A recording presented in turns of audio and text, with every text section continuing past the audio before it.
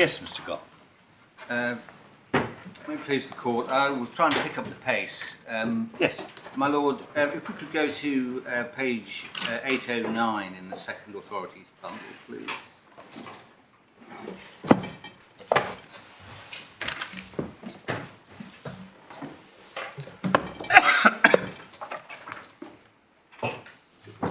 This is the July 2009 consultation by the then Department of Business Innovation and Skills. My learned friends in the learned friends for the respondent claimants in their skeleton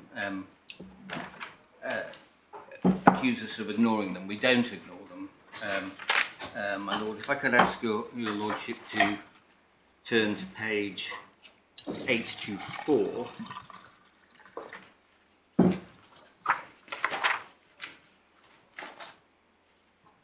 And this is 824, bottom of 824, under the broad heading at the top, summary of revised draft regulations. Detriment regulations, regulations 9, 10, and dismissal, regulation 17, and the schedule. The schedule introduced by Regulation 17 amends the Employment Rights Act 1996 by making it automatically unfair for employees to be dismissed by their employer where the employer uses directly or indirectly a prohibited list. In making that decision, it does so by inserting new 104E, which is in fact ended up as 104F in the 1996 Act. The schedule also makes a number of consequential changes to other parts of the primary legislation. Regulation 9 makes it unlawful for a worker's employer to impose some form of detriment because a prohibited list was directly or indirectly used. Complaints about breaches of these provisions are heard by the Employment Tribunal. Regulation 10 deals with the time limits for making complaints about detriment, etc. But 2.9 below, these regulations are based on the corresponding provisions within the 1992 Act, sections 146, sections 147, 149 and 152, concerning dismissal for action short and action short of dismissal on grounds of a person's trade union membership or non-membership, or on grounds of a person's trade union activities. And then, my lord, you see that the 146 and 152 are the basis for the blacklisting regulations, which is why, my lord, for our purposes, or for my client's purposes, section 14F in the 1996 Act is the equivalent of 152. If a person is dismissed for a reason relating to a list, because they have ended up on that list for participating in industrial action, then section 104F makes their dismissal automatically unfair.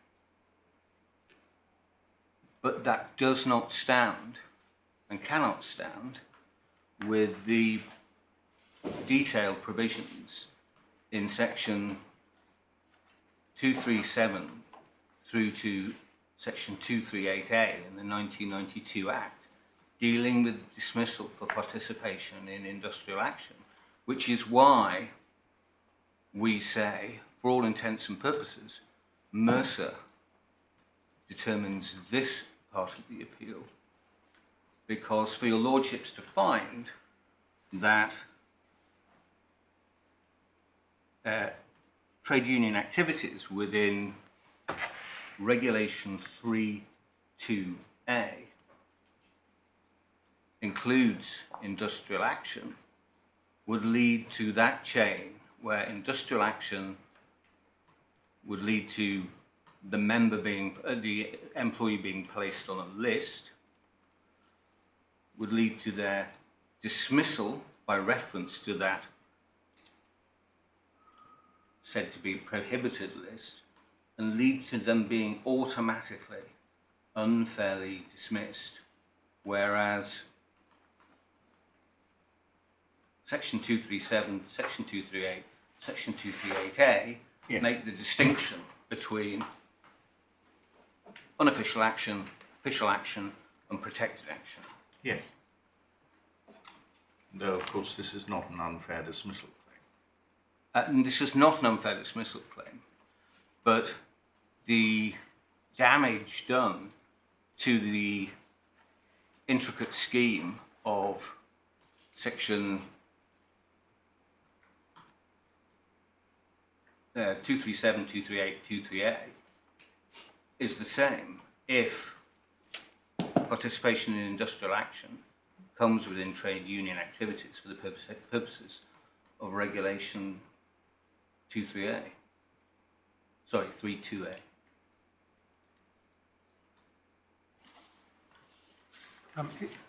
What are the circumstances in which somebody could have a claim against their own employers in relation to a list, but at the same time couldn't take action under 146?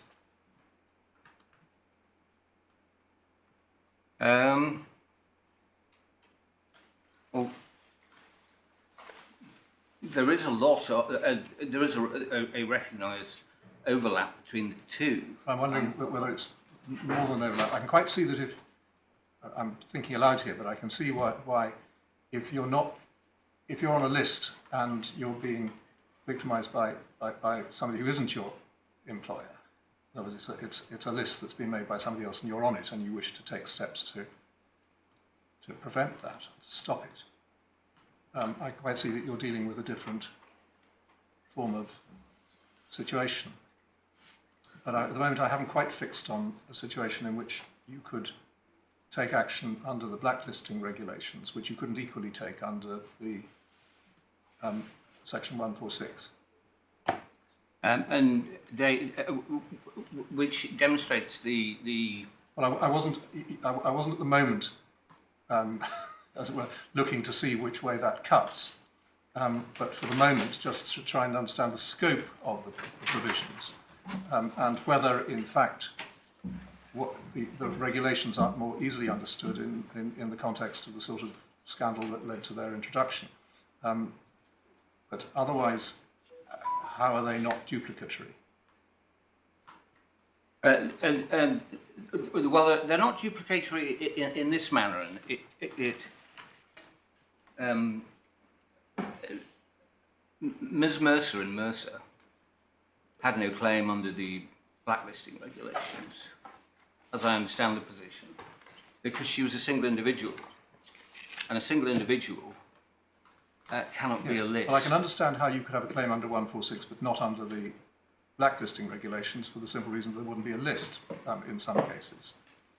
But I'm looking at the other way round as to who is the class of people who might have a claim under the blacklisting regulation against their own employer,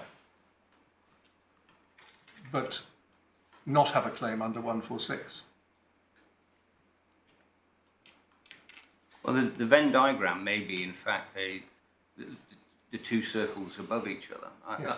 I'll need to give that some thought. There is well, I know, but you might, if that were right, be able to claim that in support of your position, namely that it would be an odd outcome that somebody could succeed under the blacklisting regulations when they couldn't succeed under 146.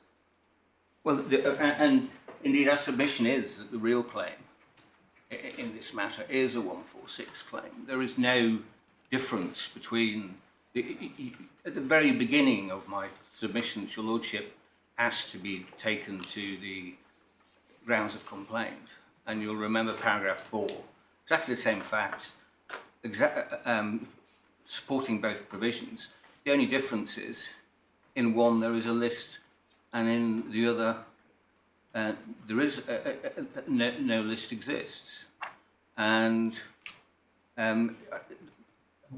the introduction of a list in our submission doesn't affect the fact that this appeal should be seen as resolved by the decision of Lady Simler in Mercer. Thank you. My Lord, whilst we're still in the July consultation, my Lord, paragraph 2.19 on page 828.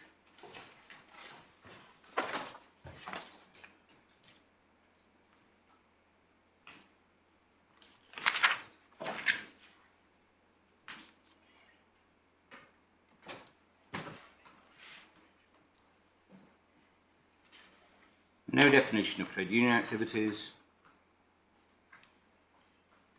The government considers it very unlikely that criminal activities will constitute trade union activities.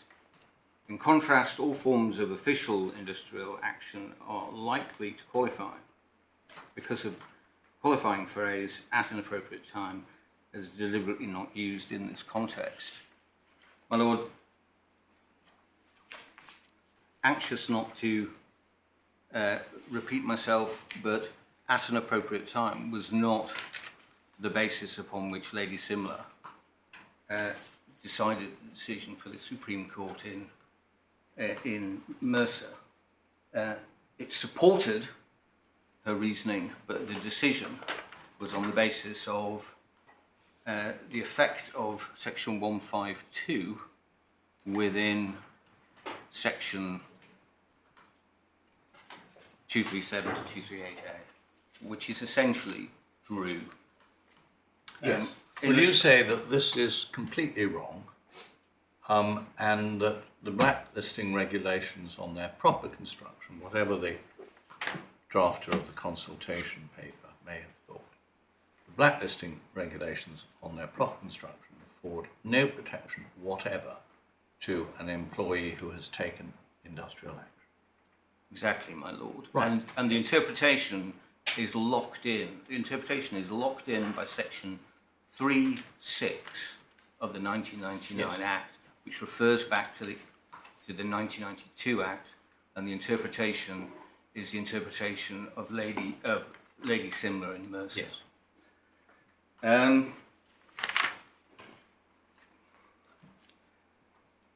The page 873, my Lord, is the reply to the consultation.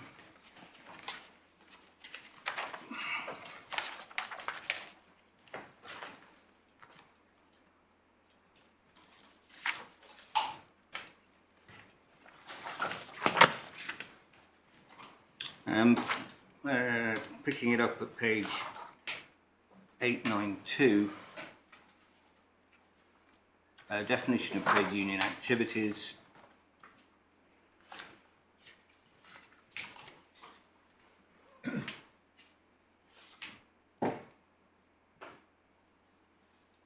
Unison pointed out often difficult to distinguish between official and unofficial action in practice. The matter could give rise to legal dispute, various different formulations, and then my Lord,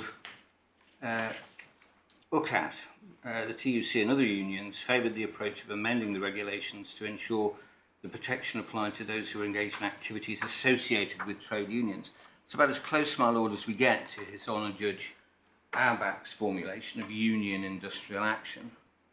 But it is not in our submission where the law landed. Moving forward then to page 895.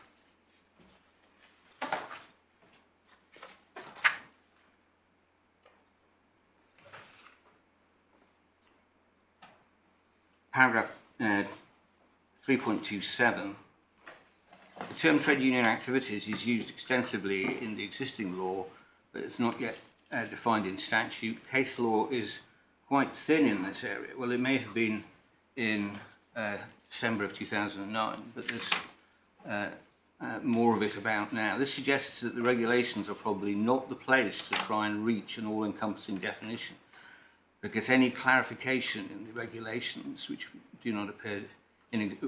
does not appear in existing trade union law might throw into question the meaning of the term in other provisions. The government wants to avoid unintended consequences. And well, the department is here deliberately not seeking to define trade union activities. It's leaving it to the case law. It's leaving it to the courts, who will be able to assess, for those purposes, the impact of the decision on any decision in respect of that, in respect of other areas of the law. And the government wants to avoid unintended consequences. What has occurred in our submission is that Mercer has now defined activities of an independent trade union activities for the purposes of Section 146 and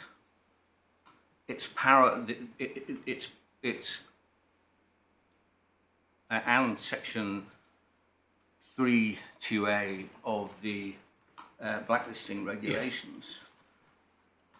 Section 146 being the genesis. Yeah, we've got the point, Mr. Gold. So 3.28 is absolutely wrong. They've just got it completely wrong. They should have read Drew properly. And when the regulations were laid before Parliament, Parliament was misled by this consultation. Well, that's what it comes to. Yes, my lord, and the language, my lord, is looking at 3.28. The language of the consultation papers, both of July and of December 2009, is very limited. They are talking in terms of official and unofficial. They have no conception, and you won't find this anywhere in either of the consultation papers, of unlawful industrial action. It appears that official is good, unofficial is bad, and remarkably for the Department of Business Innovation and Skills, they don't refer to protected industrial action at all. It's as though it doesn't exist. So you have this, my lord, this binary approach to industrial action by the department, which is far official, unofficial, and nothing else, which is too prescribed and too limited. Because unofficial action can mean official industrial action can be unlawful, but simply no recognition of that. The blacklisting guidance, page 932 in the same bundle.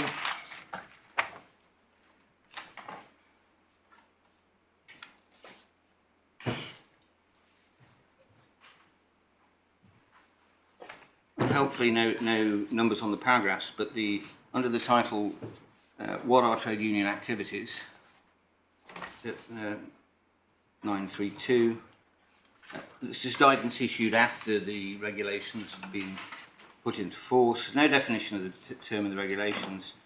It could encompass a range of the members' involvement with the trade union, such as attending union meetings or at appropriate time writing articles for a union journal, selling for office as trade union, or acting in the workplace representative trade union, for example, safety representative. Participating in official industrial action would also probably be categorised as a trade union activity. This means that a list of strikers, which was drawn up in order to discriminate against them in employment, could constitute a blacklist. In contrast, involvement in unofficial industrial action, such as strike action, would not be, which is not endorsed, organised or authorised by the trade union, would not qualify as trade union activity. So imagine that list drawn up, and somebody for participating in official industrial action is sacked by reference to that list. They can bring a claim under section 104F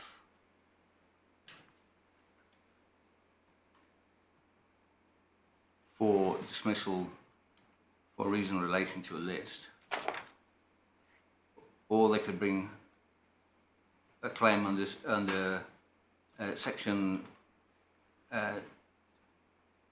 238 or 238A, but they can't be in two places at once. So section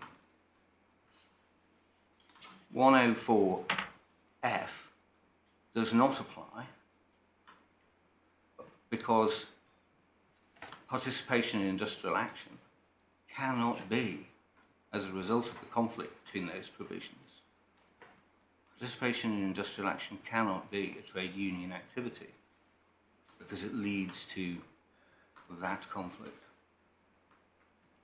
Right. Is that ground one? Yeah. Good. Ground two. Round two.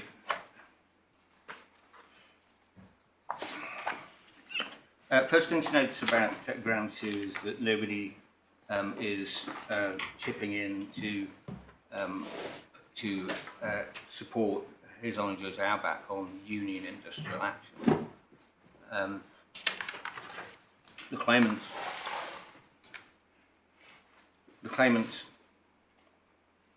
respondents are asserting that Reg 2 covers official industrial action. Likewise, the Secretary of State. Our position, of course, is that Reg 32A doesn't cover industrial action at all, but if it does cover industrial action, it's protected industrial action.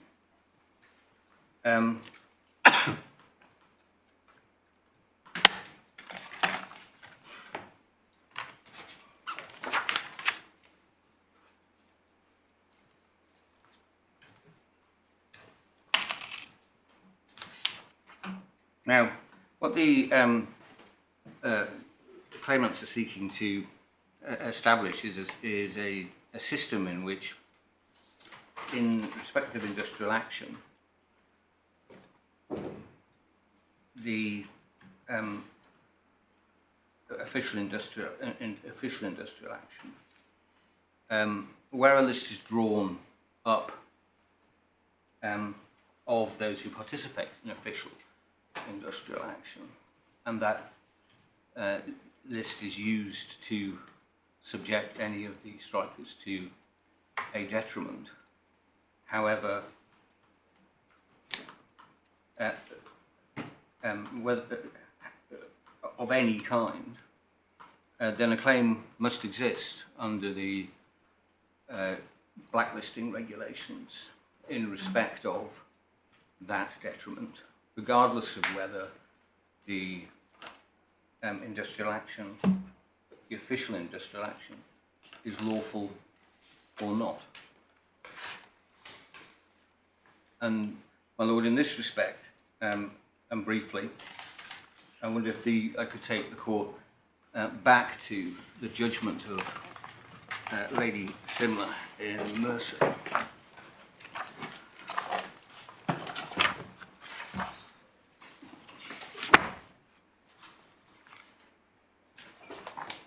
Now, paragraph 83 of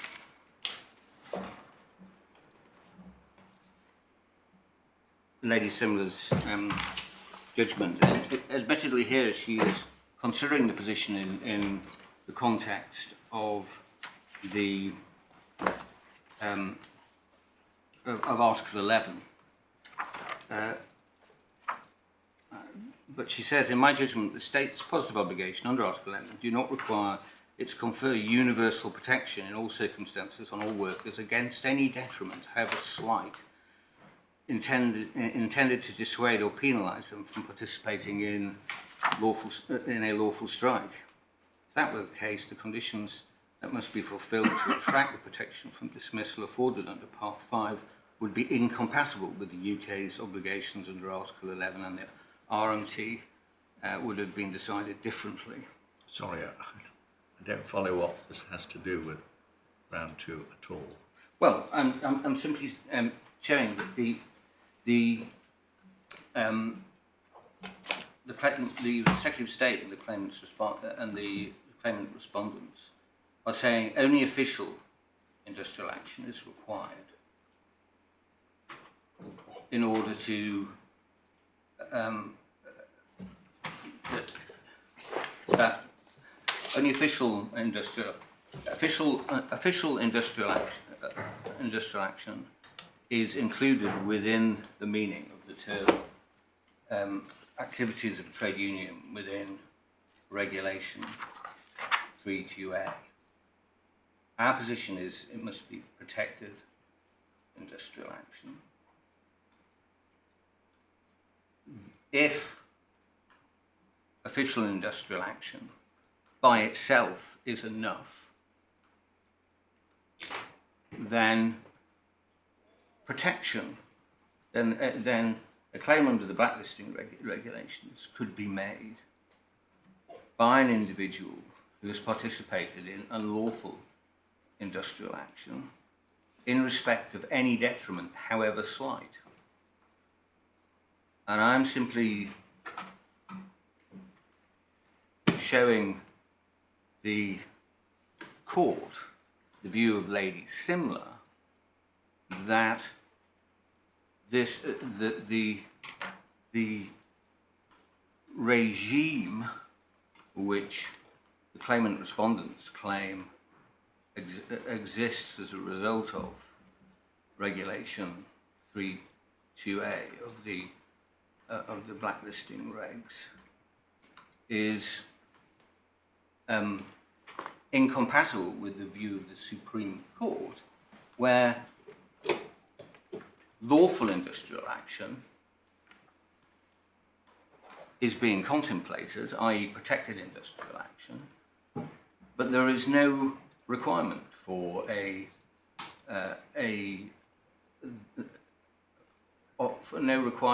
universal system to apply, however, to all detriments, however slight. But surely, we're not looking at Article 11. No. We're looking at interpretation of a domestic, in this case, statutory instrument.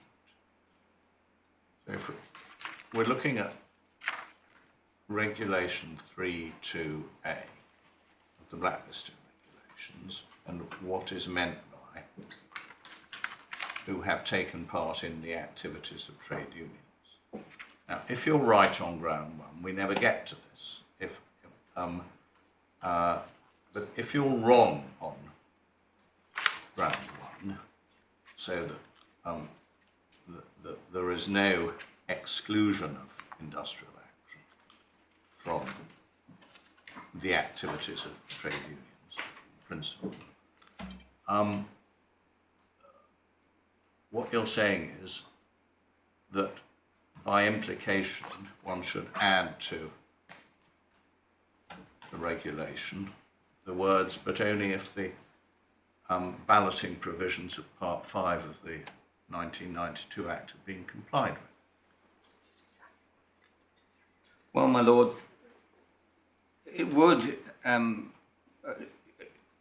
in this instance, I don't think I can put it better than Judge Tobin at first instance, who said it is inherently unlikely that Parliament would have intended to provide protection under either Section 146(1)(b) or Regulation 3.2 of the Blacklisting Regulations to unlawful activity. I mean, one is looking at a situation, industrial action is unballoted industrial action is the commission of multiple torts of inducing breach of contracts. It's also, Yes. it's also multiple breaches of contract. The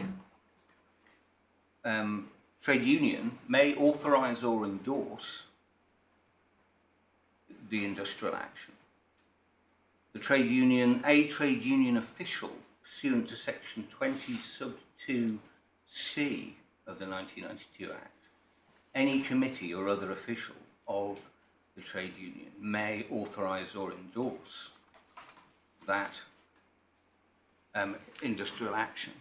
But it is unlawful because multiple torts and multiple breaches of contract occur. I'm more concerned, my lord, and my submission is this court should be more concerned with the multiple torts. The multiple breaches of contract take place whether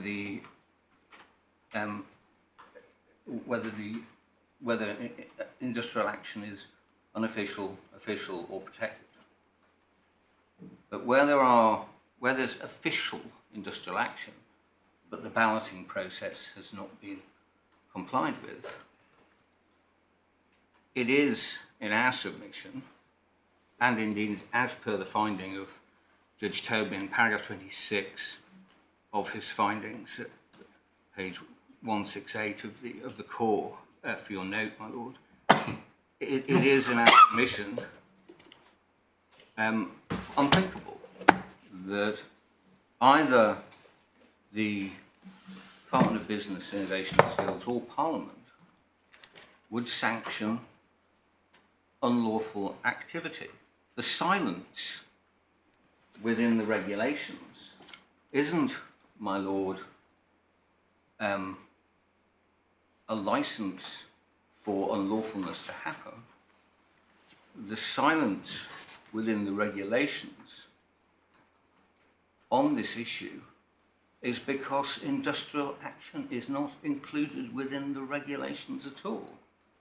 Whether protected, whether official, whether unofficial, it would be very peculiar indeed for there to be the statement provided Part 5 of the 1992 Act have been complied with, when the absence of anything to do with industrial action is an indication that the regulations do not cover it.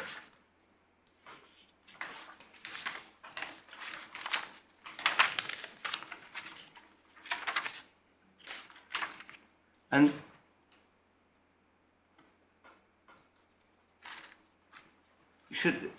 the court should bear in mind the disruptive effect, of including official industrial action in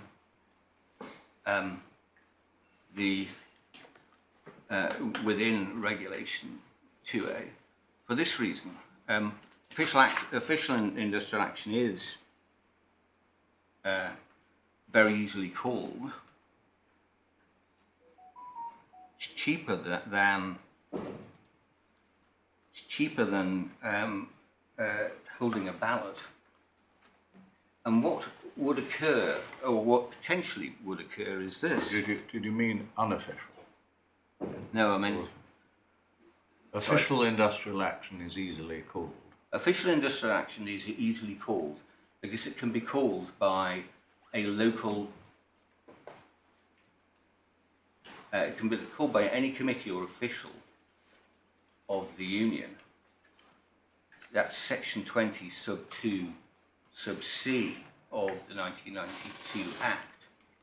So an individual shop steward at a key workplace can call all out, and that is an official strike.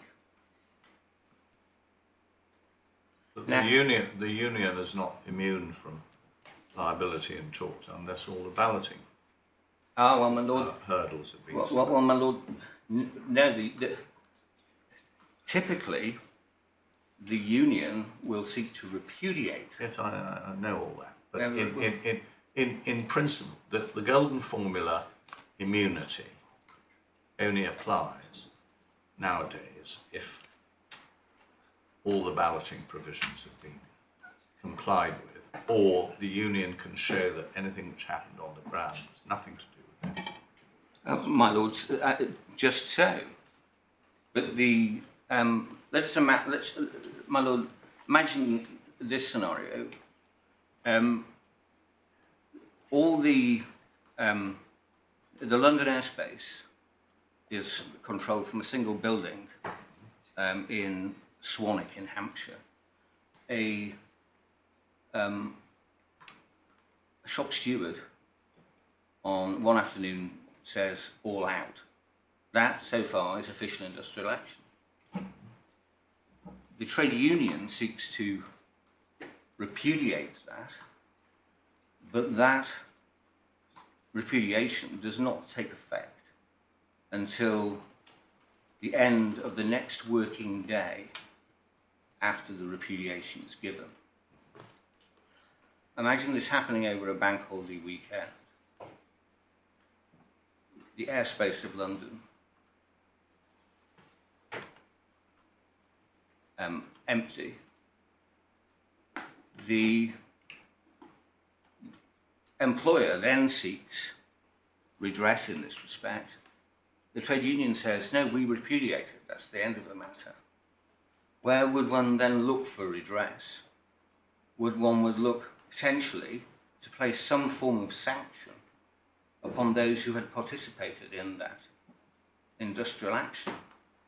But they will point at the blacklisting regulations and say a phrase which I'm afraid dates me: you can't touch me, I'm part of the union. And so it becomes this formulation of official and industrial action allows in unlawful strikes as well as lawful strikes. And that could never have been the intention of Parliament or the intention of the Department of Business Innovation and Skills. But it is potentially a Trojan horse for high impact, highly disruptive industrial action.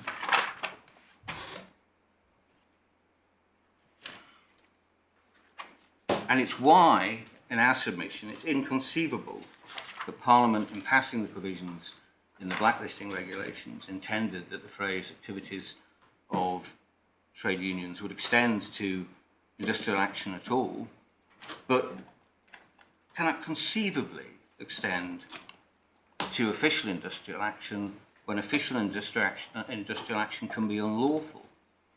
And consequently, what's left, my lord, if unlawful industrial action is excluded, if official industrial action which is unlawful cannot have been the intention of Parliament, then the only thing which is left is protected industrial action, which was the instinct of His Honour Judge Tobin of Judge Tobin at first instance, who concluded that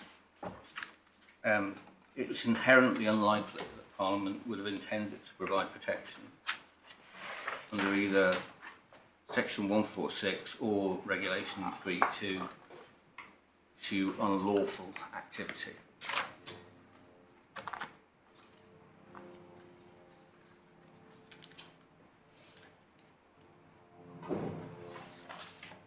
All right. Great. Do we go on to ground 3 then? Ground 3, and I really will try and take Yes. ground 3 at pace. Ground 3 in abusive process. My Lord, my submissions are this. Firstly, Mrs. Justice Lambert did not determine the legality of the industrial action which took place in August and September of 2019 at or in her judgment arising from the injunction application. Her determination, as I took you to, my Lord, this morning, was a determination made for under section 221 of the 1992 Act, the quick and dirty, which a judge sitting in Court 37 has to take on the issue of whether or not the union will be successful in due course. Yes. In making out the section 219 defence. Both Judge Tobin and His Honour Judge Aubach determined that the trade union in this case, Balpa, and the claimants should be treated as one for the purposes of the abusive process. The claimants were not, in this case, were not a party to the High Court proceedings and could not have been. No, well, it's not a formal estoppel. The question is whether it's a Henderson and Henderson abuse. And you don't need identity of parties for Henderson. You can exactly, one can have Gleeson privity, but in my submission, what one has in respect of this abusive process ruling are a series of exceptions, and just counting exceptional circumstances, just counting them down. Firstly, we're dealing with an interlocutory decision.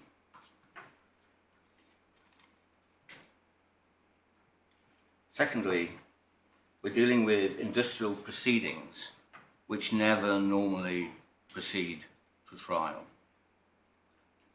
The injunction, the claim form issued in the injunction is not a claim which would typically go to a final hearing. For the reasons I gave this morning, if the injunction fails, then the parties have to return to the table. If the injunction succeeds, then the union normally buffs up the ballot and the notice. Privity of interest is, and we've put the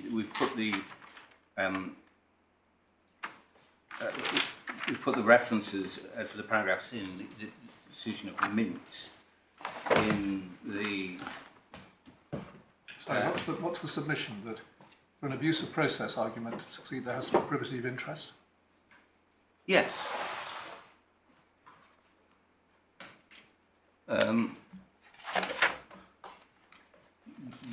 But the privity of interest between a trade union and its members is entirely novel. By privity of interest, do you also mean proximity, or you pitching your tent on privity as it's properly understood in the parties? I don't. I'd like to, but I don't think that privity, as it's formally understood, is.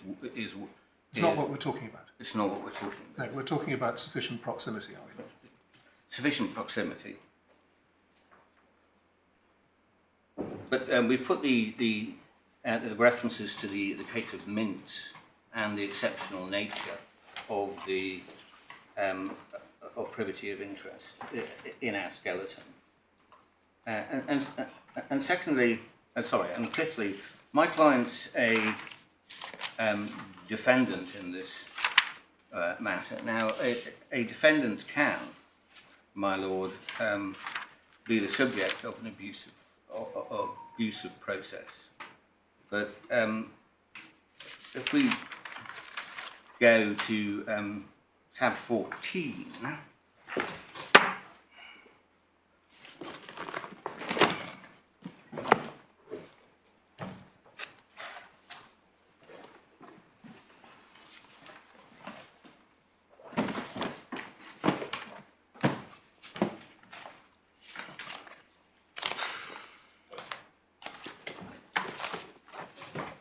Johnson and Gore Wood, the judgment of Lord Bingham at page 341.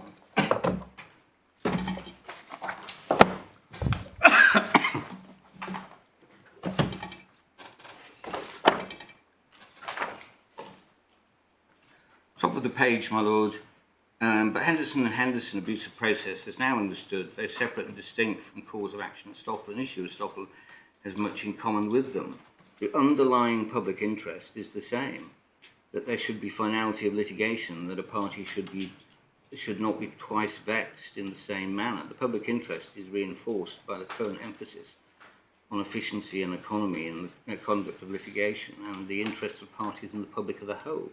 The bringing of a claim or the raising of a defence, which is why which is the position of my client is in the position of respondent in later proceedings, may without more amount to an abuse of the court. I'm so sorry, I haven't caught up with you. Which page are you reading from? At 341. Picking it up at B, if I may. Yes.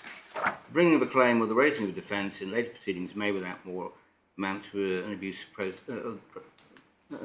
if the court is satisfied, the onus being on the party alleging abuse, that the claim or defence should have been raised in the earlier proceedings, if it was to be raised at all. I would not accept that it is necessary, before abuse may be found, to identify any additional element, such as a collateral attack on the previous decision or some dishonesty.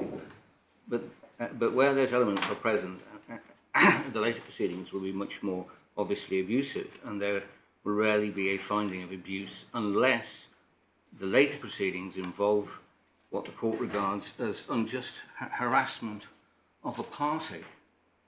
Now, my lord,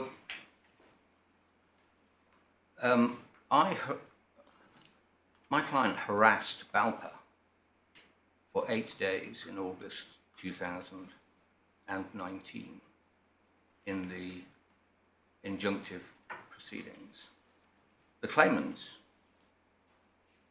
who are not Balpa, they are individuals, have been harassing my client for the best part of 4 years. In that time, not only has the issue of lawful industrial action become all the more relevant as a result of, for example, the passages in Lady Simler's judgment in Mercer, but Parliament itself is now introducing, in the form of a bill, legislation which deals with detriments by reference only to protected, i.e. lawful, industrial action. The law has changed, the law has moved on. Can it reasonably be said that my client has unjustly harassed the claimants by seeking to raise an issue which has recently been dealt with by the Supreme Court, which is to be dealt with by Parliament. The decision of the Supreme Court had nothing whatever to do with the rather tangential arguments that you brought in relation to the injunction. Well, my lord, I mean, we're having an argument about this because obviously it's of some importance to the claim, but the actual substance of the matters that were being raised, really very slim. There we are. well, there we are. My lord, there's Right. That ground 3. that's ground 3. Good. Ms. Clement.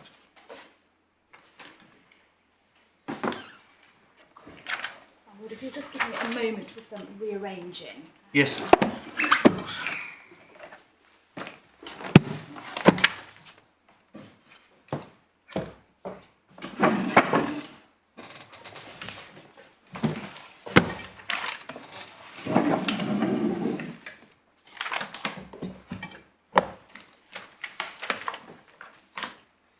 My lords, my lady, I'm going to deal with the points raised in the Respondents' notice.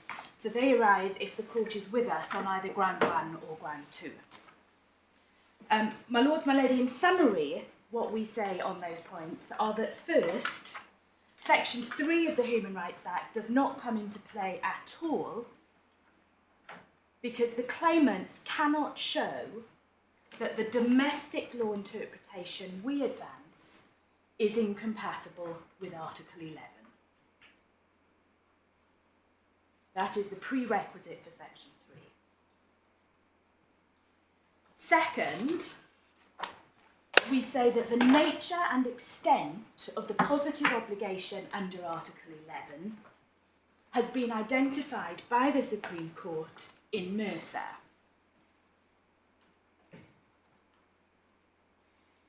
The Strasbourg Court has never identified any positive obligation to introduce legislation protecting against blacklisting, and nor has it ever found a positive obligation to protect against participation in official and unlawful industrial action. So we say, my lord, that it would breach the well-known mirror principle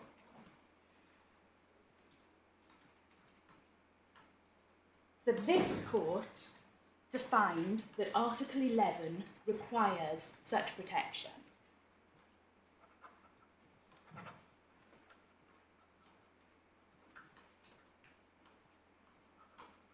Third, we say that even if this court does somehow find there is an additional breach of the claimant's Article 11 rights as a result of the blacklisting regulations, it is not possible to use Section 3 of the Human Rights Act to rewrite the legislation as the claimants seek to do.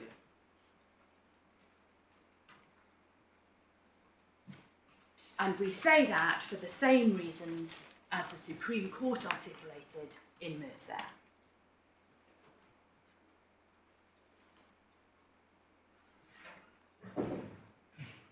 So on the first of those points, my lord, I derived that from the well-known case of Poplar and Donoghue. I'm not going to turn it up given the time, but it's in the bundle at tab 13, page 285, and the paragraph I rely on is paragraph 75A. And what it says is that unless legislation would otherwise breach a claimant's convention rights, then Section 3 must be ignored. So the court must always first ascertain if, absent Section 3, there would be a breach of a claimant's convention rights. If there's no breach, we put Section 3 to one side. So second, what does Mercer say about Article 11? The detailed analysis starts at paragraph 61 of the judgment, which is tab 30, page 737. When the court retires, I would invite the court to read the entirety of that section, 61 through to 90. I'm not obviously going to take the court through it now, but the summary of the analysis is at paragraph 81. The summary of the first stage is at paragraph 81. Page 743, my lord. I can't do it simply by taking notes, Mr. Clement. I'll go through it then, my lord. Well, you don't have to go through 30 paragraphs of the judgment, but just tell us what in summary, Lady Simler said. Well, my lord, that's at paragraph 81, drawing the threads Yes. together, right at the bottom of page 743. Does your lordship have that? Yes. So drawing the threads together, the review of the Strasbourg jurisprudence shows that although the right to strike is protected by Article 11, it is not a core right. The right is not absolute. Why is that? Because strike action is liable to infringe the contractual rights of the employer and in certain cases the employer's rights under A1P1. It may also interfere with the legal rights of third parties. And given those competing considerations, the protection afforded to striking workers is neither absolute nor unlimited. Yes. And we then go on, or rather the court then goes on at paragraph 82 to look at the nature of the positive obligation under Article 11.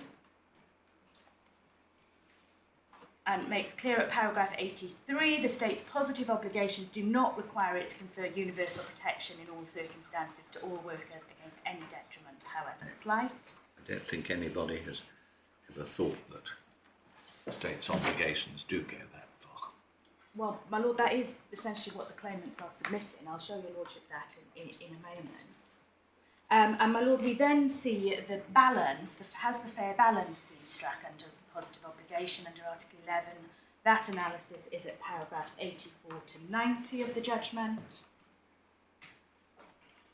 And we see at paragraph 84 and 85, my learned friend Mr. Stillett's trying to persuade the Supreme Court that there were other means of vindicating Article 11 rights, including the blacklisting regulations. And while the court said one has to look at the totality of available protections under 85, the court concludes at paragraph 86 that the avenues identified by Mr. Stillett's do not provide any real or effective protection in the case of a striking worker faced with a disciplinary sanction for taking part in a lawful strike. And towards the bottom of that paragraph, Mr. Stillett's provided no example of a case where domestic law, other than section 146, might protect an individual striker from sanction short of dismissal for taking part in a lawful strike. In practice, the protection he identified added very little in context. And that might be the point, my lord, that my lord, Lord Justice Peter Jackson put to Mr. Guard. Then we see at paragraph 89 and 90 the ultimate conclusion.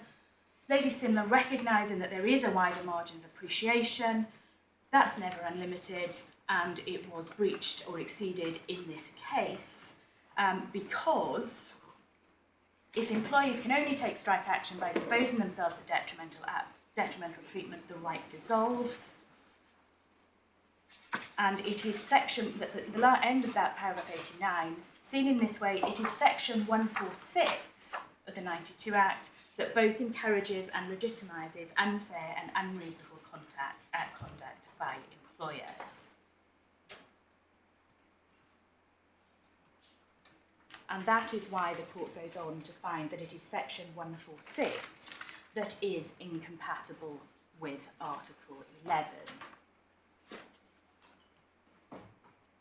Now, the claimants say in their skeleton argument, paragraph 42, core bundle, page 67, that this analysis in Mercer applies with no less force to Regulation 32A.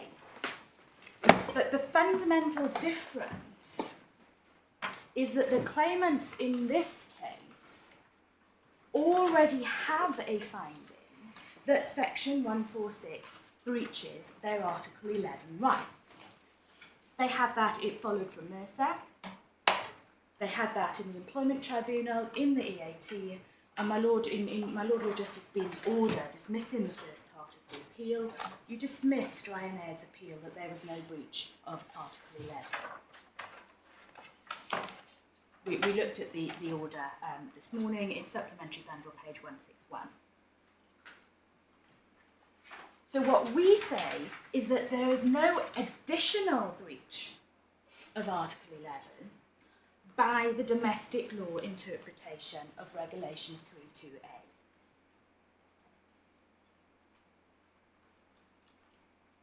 There would only be an additional breach of Article 11 if there is a positive obligation on all contracting states, not just the UK, but on all contracting states, to introduce legislation prohibiting blacklisting of those participating in industrial action.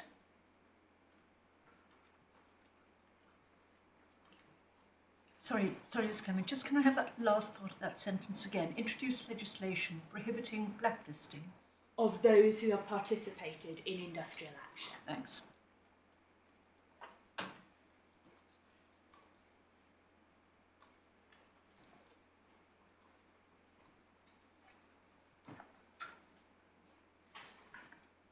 And my lord, we say the Strasbourg Court has never gone that far. And it would be a breach of the well-known mirror principle for this court to do so. I'm not going to turn out the cases on the mirror principle. I know the court will be familiar with them, but it's in the bundle A, B and Secretary of State for Justice, volume 2, tab 27, page 618. And I would invite the court to consider paragraphs 54 to 59 of that judgment. Sorry, just say it again. A, B and Secretary of State. For Justice. Well known. And? It's volume 2, tab 27, page 618. Yes. Paragraphs 54 to 59. My lord, I'm happy to turn it up if that would assist. No, I'm just conscious of the time. I'll be guided by the court if it have would to assist. keep up but not go further. Yes. Yes. And my lord, but what the Supreme Court is emphasising is it is not the function of domestic courts to establish new principles of convention law. Yes.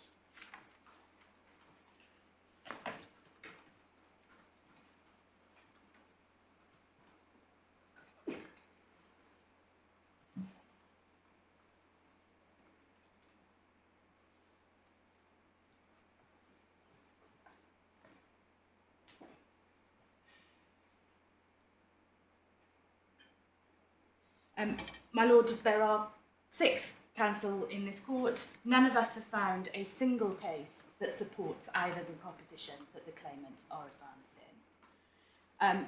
I imagine the Strasbourg Court's never been asked about blacklisting, or one of you would have told us. Well, my lord, the only references we can find are in footnote 12 of our skeleton argument. They refer to blacklisting.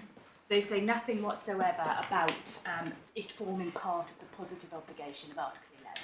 Right. The references are in the skeleton. I cite them for what they don't show rather than what they do, so there's no point in turning them out. But my lord, what we say is that this court cannot possibly safely predict that Strasbourg would find that positive obligation existed, given the wide margin of appreciation that exists in this context, given the long-standing recognition by Strasbourg that this political balance between labour and management involves sensitive social and political issues. We see that in all of the Strasbourg case law. And given the complete absence of common standards across convention states about the treatment of blacklisting. So what does the claimant then say in response to that? Well, at 43 of their skeleton argument, what the claimant says essentially, well, don't worry about all of that. The compilation of the list, i.e. the blacklisting prohibition, is just the mechanism that the employer uses to subject a trade union member to detriment.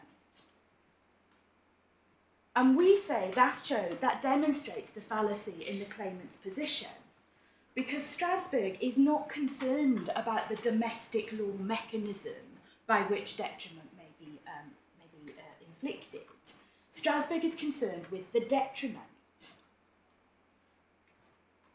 Strasbourg does not care or is not concerned with whether the employer writes the names of the individual down on a sheet of paper before subjecting them to detriment, or whether they enter their names on a spreadsheet before subjecting them to detriment. What Strasbourg is concerned with is the detriment and the impact of that detriment on an individual's ability to take strike action. And what we have here in this case is the clearest possible example of that. This isn't a case where a name is put on a list and 3 years later a new employer says, oh, I'm not going to employ you, you're a troublemaker. This is a case that pilots went on strike on the 18th and 19th of September 2019. And the discretionary travel privileges were withdrawn that very same day, on the 19th of September, as Mr. Gott has shown you. So the fact that names were written on a sheet of paper, entered into a spreadsheet, makes absolutely no difference to the impact on these claimants' Article 11 rights. What breached their rights was their inability to bring a claim under Section 146 of the 1992 Act. The fact that they can't bring a claim because their names were written down on a piece of paper adds nothing in Article 11 terms to the analysis. Now, what does the Secretary of State say about this? Well, the Secretary of State skeleton argument deals with this at paragraph 32, core bundle page 87, and it is, as perhaps one might expect, very carefully drafted. The highest point, or the highest way in which the Secretary of State puts it, at paragraph 32, is that if the blacklisting regulations are not interpreted so as to include all official industrial action, then there would be at least a risk that the limited nature of the protection would involve a breach of Article 11, for the same reasons as the Supreme Court found in Morais. And in the last sentence of that paragraph, and I see my lady has it open, the last sentence, if interpreted too narrowly, the blacklisting regulations would arguably contribute to what is termed a lacuna in the law. Now, my Lord, 3 points in response to that. First, a risk of a convention breach is not enough to bring Section 3 into play. That's popular. There's got to be a breach of claimants. The legislation must breach claimants' convention rights. Secondly, we say this is not a case about a lacuna in the law. My Lord Justice Bean might remember that was how the Court of Appeal addressed it in Mercer. Yes. But the Supreme Court said that's not the correct analysis, and we see that at paragraph 114 to 117 of Mercer, page 753.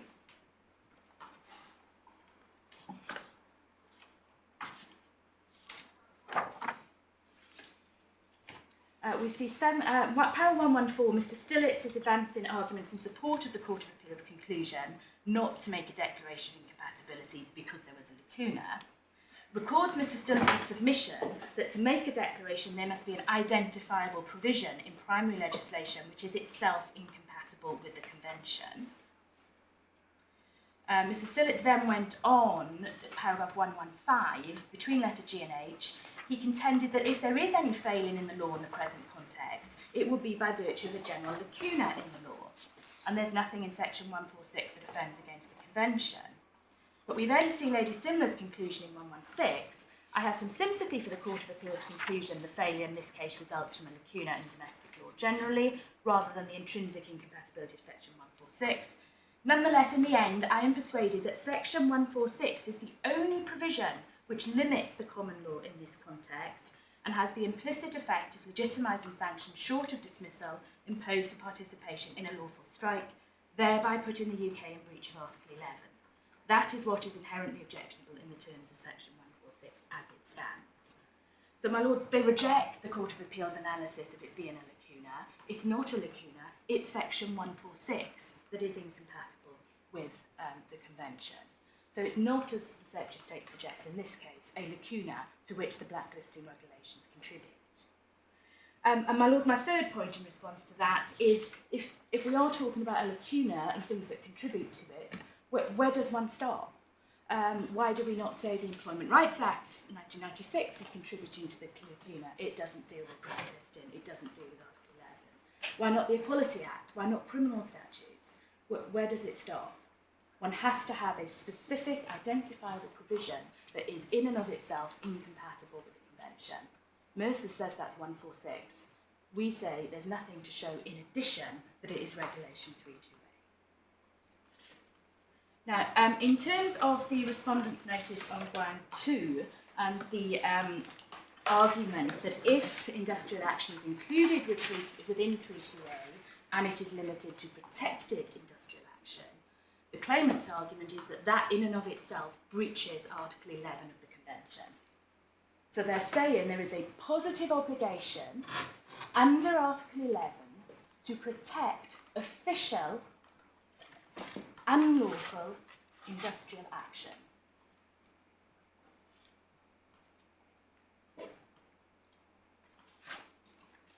We say that is wrong. The starting point is in Mercer and paragraph 5 of Mercer, which is at page 723.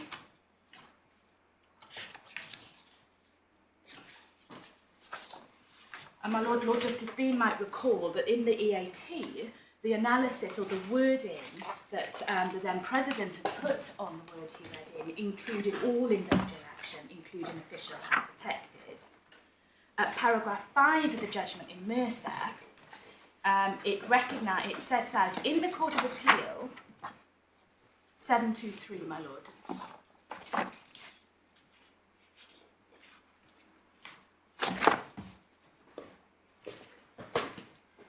In the Court of Appeal, Ms Mercer recognised that the formulation of additional lim C went too far because it did not qualify the type of industrial action covered. She accepted the criticism made by the Secretary of State then, that the EAT's reformulated section went beyond any protection recognised by the European Court of Human Rights, because Mr Stilitz's submission then was that the European Court of Human Rights had been concerned only to protect lawful industrial action in appropriate circumstances. Lawful, my Lord, means protected. And they refer to the mirror principle that I've also relied on in this case, and the mirror principle requires domestic courts generally to keep pace with Strasbourg, no less but no more, and it was accepted that the reading down of section 1462 should only be applicable to industrial action which is lawful under domestic law. So the reformulated amendment was put forward, namely that the definition of appropriate time in 1462 should state, in respect of a detriment short of dismissal, he is taking part in protected industrial action within the meaning of section 238A1. So that, in the Supreme Court, was not only Mr Stilitz's submission about what Article 11 required, but was also the submission of the union.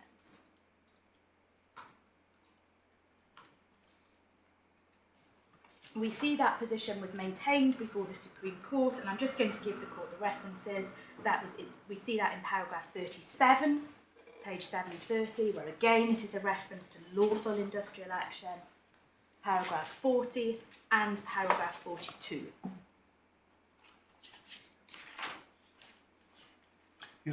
Did you touch on paragraph 29? I didn't, my lord. Let me turn that I mean, it's just if we're defining our terms, does that help us?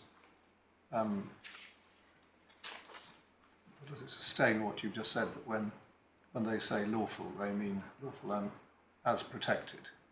Well, yes, my lord, it means protected. That's so the formulation in paragraph 5, we see right at the end of paragraph 5, is in respect of protected industrial action within the meaning of section 238A1.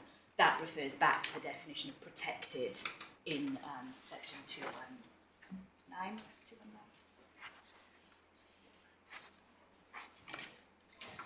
So, my lord, we say a finding by this court that Article 11 requires, as part of the positive obligation, protection for official industrial action would breach the mirror principle. For the same reason, all the parties agreed to be the case in Mercer. If anyone now seeks to depart from that position in Mercer, which I think Mr. Stillitz will do, but I don't understand why, there are 3 reasons why we say that would be wrong. First, Strasbourg has never found that, and the 2 cases we rely on for this are Unison in the UK and RMT in the UK. Unison is at tab 15, page 379. RMT is at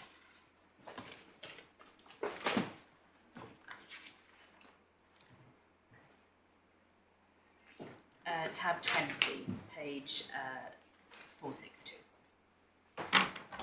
My Lord, what both those cases demonstrate is Strasbourg accepting that the requirements of Part 5 of TULRCA, i.e. those requirements that must be met for industrial action to be lawful and protected industrial action, are compatible with Article 11. Yes. Now, if Article 11 required the state to take action to protect official unlawful industrial action, all of those cases would have been wrongly decided.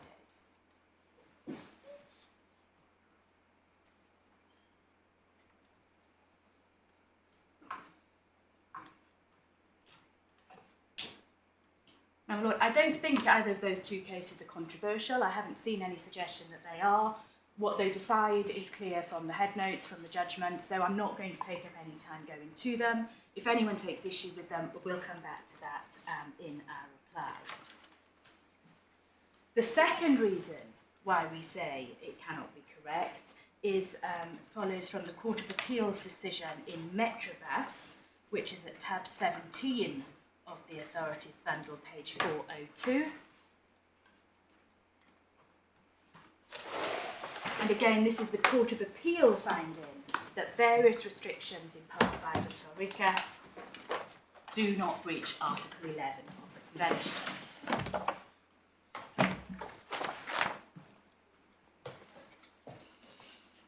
Should be towards the back of Volume 1, my Lord.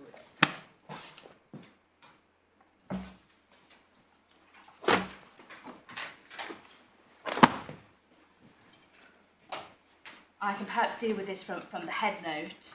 The claimant employer was in a trade dispute with the defendant union in relation to its members' pay and conditions.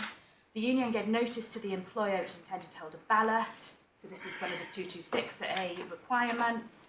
It gave notice of the number of check-off employees, another requirement. The ballot was conducted by the union's appointed scrutineer, but the employer was not informed of the result, which was in favour of strike action until 2 days later. Following the holding of the strike and still dissatisfied with the employer's response, the union gave notice it intended to hold a second strike. The employer sought an interim injunction restraining the union from inducing or procuring employees from breaching their contracts of employment, contending there had been a failure by the union to provide the explanations required by, essentially, failure to comply with the requirements in Part 5 of the 1992 Act. Well, it's the last paragraph of the head note. It's the last paragraph, my Lord, yes. So the unions contended the statute restrictions in Part 5 were such as to present obstacles for unions which precluded the effective exercise of rights of association under Article 11. And the court's conclusion, under holding 2, none of the restrictions on the defendant union's ability to call a lawful strike imposed by the various sections of Part 5 of the 92 Act was so difficult or onerous as to be disproportionate for the purposes of the rights of association conferred by Article 11 of the Convention, and accordingly the judge had been right to grant the injunction. So again, my Lord, if Article 11 required the state to protect official but unlawful industrial action, this judgment would have been wrongly decided.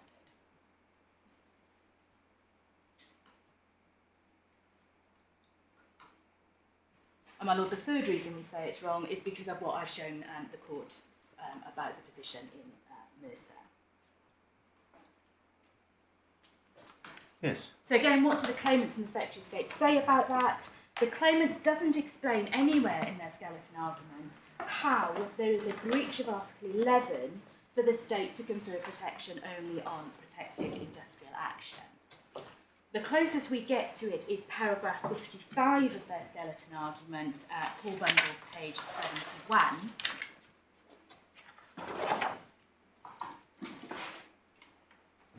Where it simply says that that result would yield an outcome which is manifestly incompatible with Article 11. I looked in vain for an explanation as to why that might be the case, and I couldn't find one.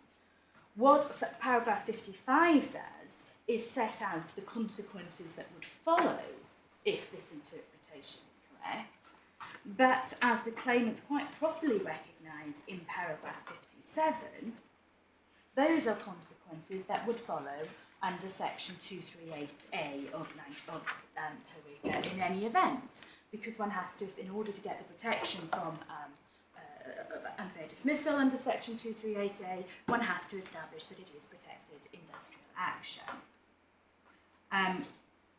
And the suggestion over the page that a dismissal that is potentially, essentially saying it doesn't matter because 238A is different in some way, but the end of that paragraph, the dismissal that is potentially unfair under section 238A is highly likely to take place at a point in time close to the relevant industrial action and will also certainly involve a single employer.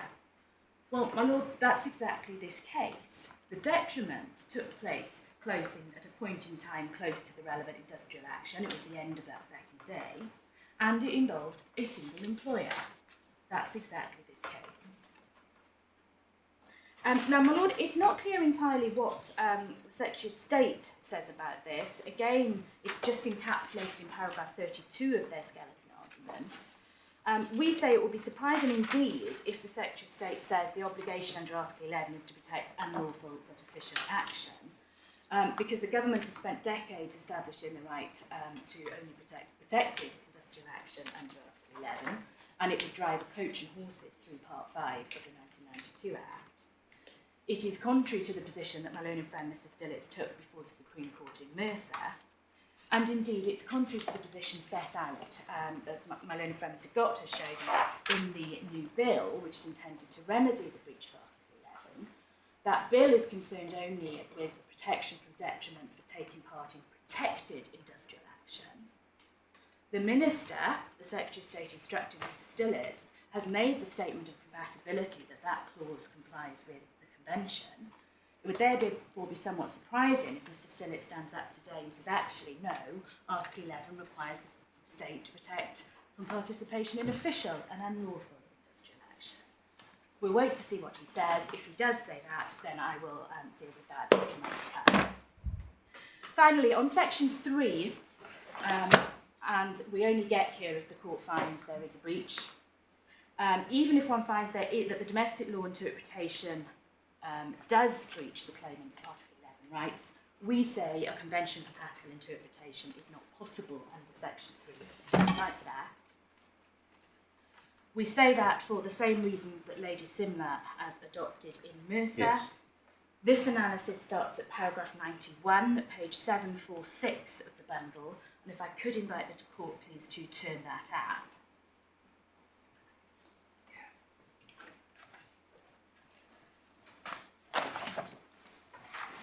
We see at the bottom of page 746 the discussion of section 3, and the court cites the typical, if I can put it that way, typical case law, the uncontroversial case law about the UNCLC case. They cite Gowden Mendoza, they cite Sheldrake and the judgment of Lord Bingham, and the different ways in which the court puts it. Is the interpretation incompatible with the underlying thrust of the legislation? Would we go with the grain of it? Change the substance of a provision, etc., etc. The judgment then sets out at 96 and 97 how the Court of Appeal approached this issue. And then at paragraph 98, they set out how the claimant challenged the Court of Appeal's conclusion on section 3. And the submission was that as conventionally interpreted, Section 146 placed two barriers in the way of an Article 11 compliant construction. The first of those barriers is the fact that the parallel protections on unfair dismissal for trade union activities in Section 152 exclude participation in industrial action. So that's the first reason. And the second reason is the definition of an appropriate time in section 146. Now, of course, we accept that second limb doesn't apply in our case. We don't have the definition of at an appropriate time. But the first limb, the first reason why a section 3 interpretation was not possible, applies equally here as it did in Mercer. And we say that for the reasons that Mr. God has outlined, that if one falls within section 104, or essentially an individual can't fall within section 104F of the 1996 Act, dismissal for a reason related to a prohibited list, and section 237 to 238A of the 1992 Act. The same individual can't fall in both sections. That was the problem in Mercer with 152 and 238. It is the same problem here with 104F and section 238A. My Lord, just to sort of emphasise that point, we have a situation where under section 238 of the 1992 Act, an individual can be lawfully dismissed for participating in official industrial action as long as they are not selectively dismissed. So it's lawful to dismiss them under section 238. If the claimants are right, then someone who is put on a list, whose name is put on a list because they've participated in official and lawful industrial action, and someone who is dismissed because of that, will be automatically unfairly dismissed under section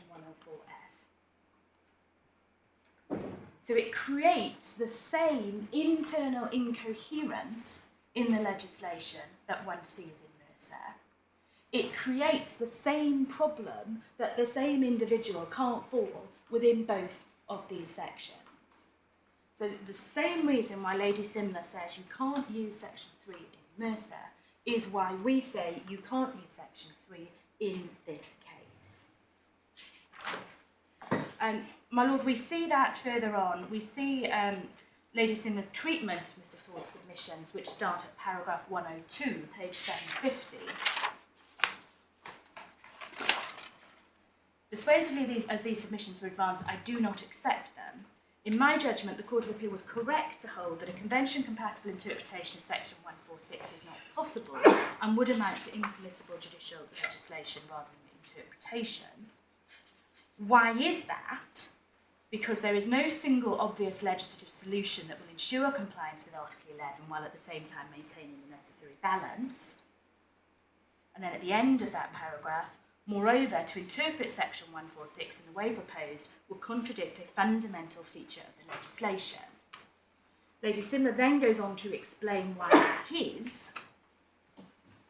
103, she's saying there's no universal protection. Where does one draw the line? Well, I think we can read this. My Lord, I'm grateful. Essentially, we say the same reasons apply as they apply in Mercer. If I could just ask the court to look at paragraph 107.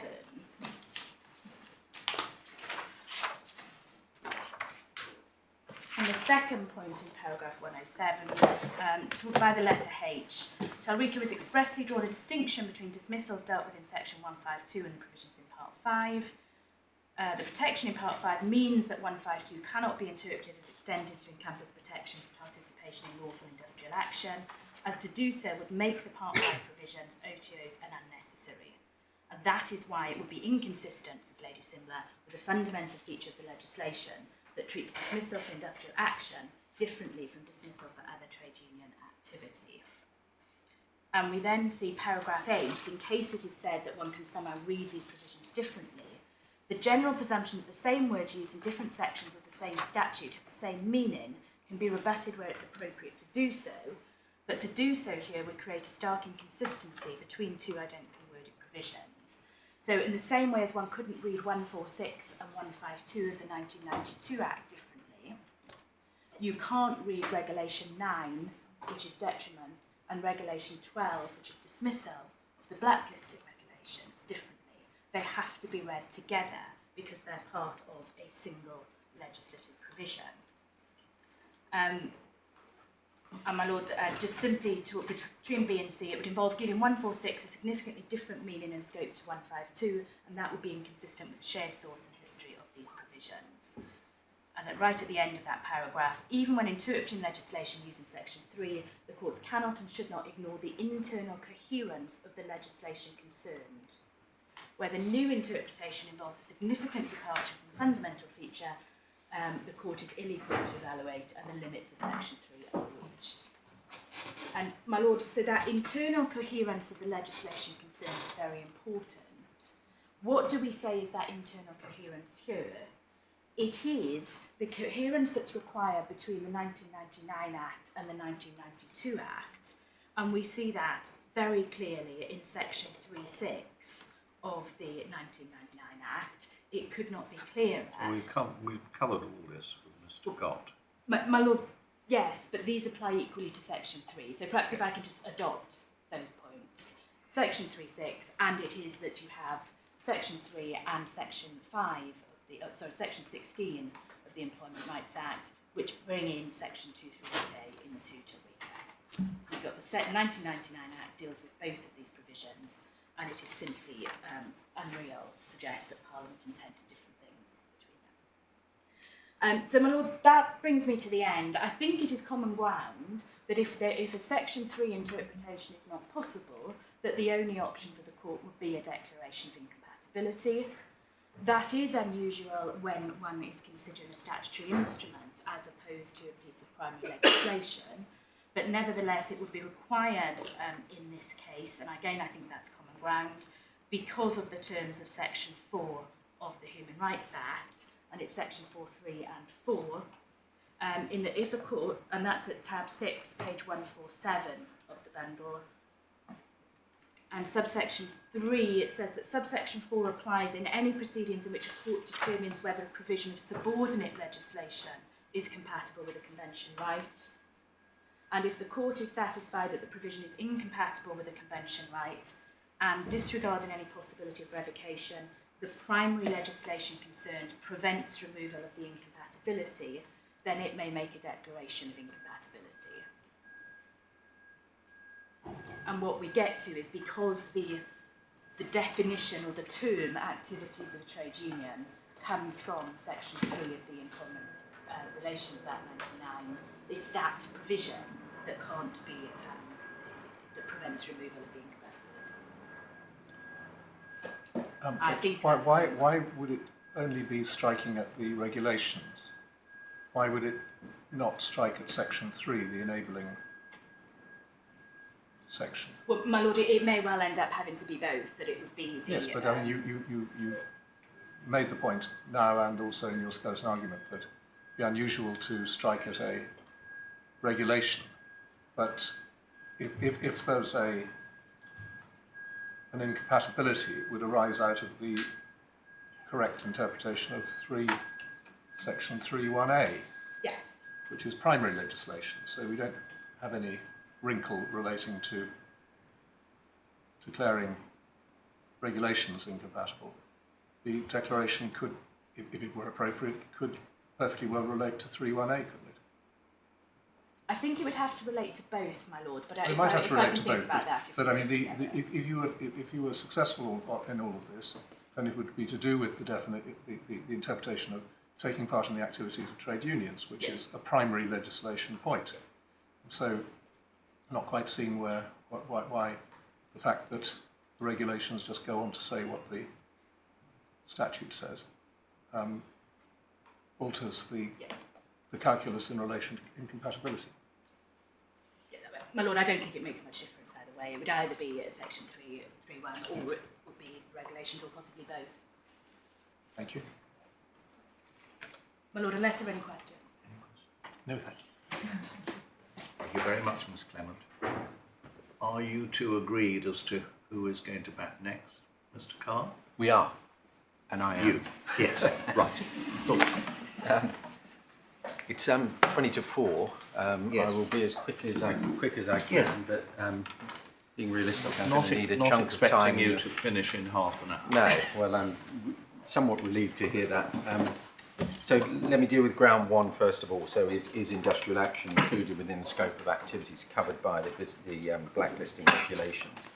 And I want to make my submissions break down into 3 areas. The first one is to look briefly at what Ryanair did and what they can do based on their analysis of the scope of the regulations.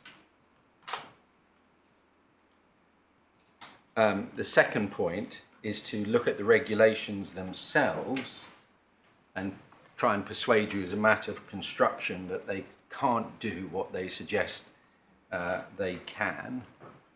And although it hasn't really emerged as a feature of Mr. Gott's submissions, I think he must ultimately be driven to the position that if we are right on our construction of the regulations, those regulations must be ultra vires. I'm not sure where else he can end up, because they would have exceeded the scope that's provided for regulations to be made by the Secretary of State under Section 3 of the 1999 Act. And we say not only the regulations not ultra vires, but industrial action is included both under a proper construction of the regulations and the Employment Relations Act.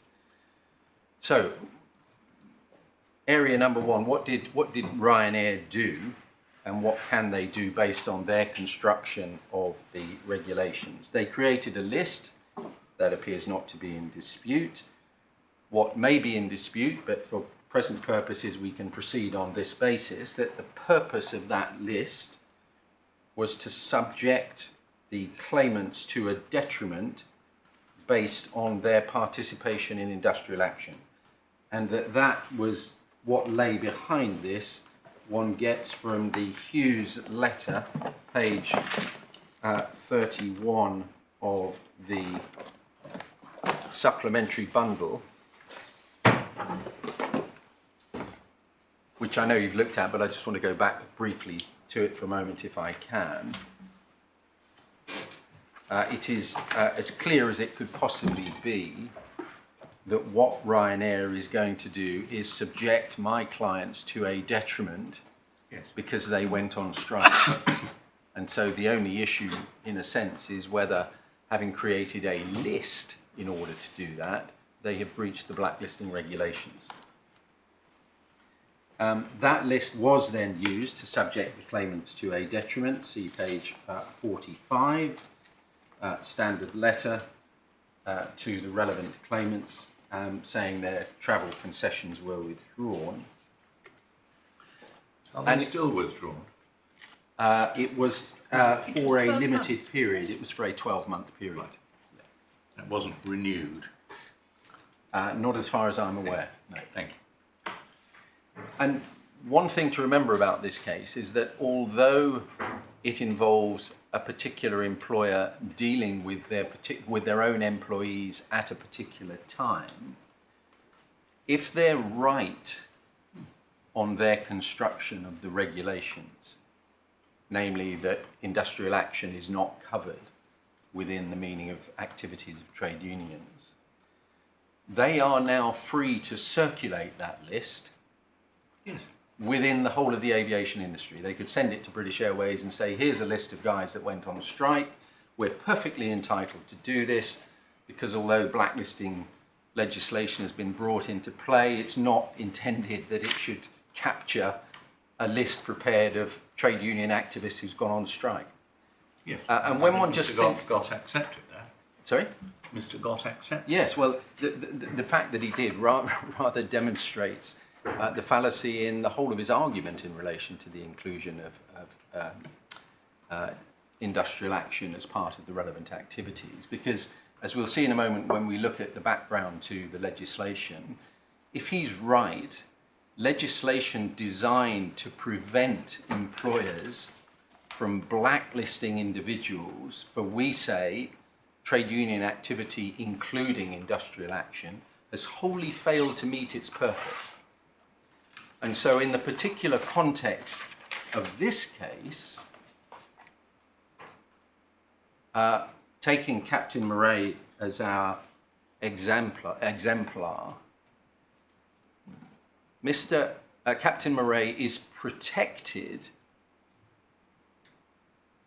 from being put on a list for attending the meeting in the boss's time to discuss the pay claim and to discuss whether or not there should be a ballot for industrial action, because all of that at a meeting in accordance with arrangements with the employer would be at an appropriate time. So he's covered in relation to that. So that's not taking industrial action itself. But the moment he takes industrial action consequent upon what's discussed at that meeting, he falls outside the protection of the regulations.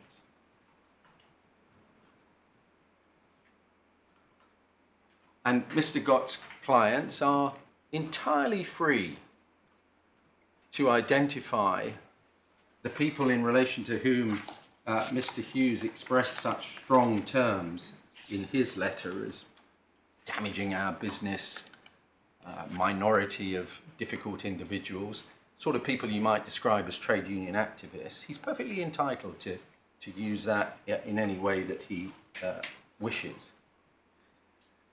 We say that cannot be right on a proper construction of the regulations.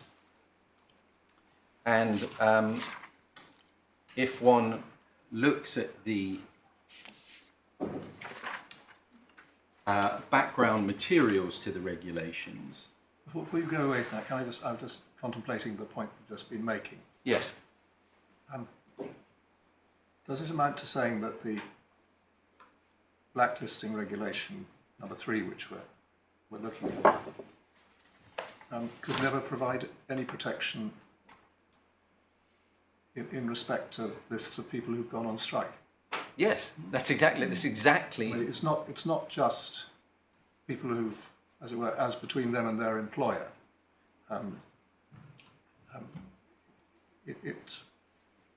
It would mean that no list of people who'd gone on strike would ever be caught by the blacklisting regulation. So just to take your lordship's point, if Captain Morais managed to get got a job at British Airways, and Ryanair then sent British Airways the list, they would be entitled to, subject to unfair dismissal potentially, but they would be entitled to use that list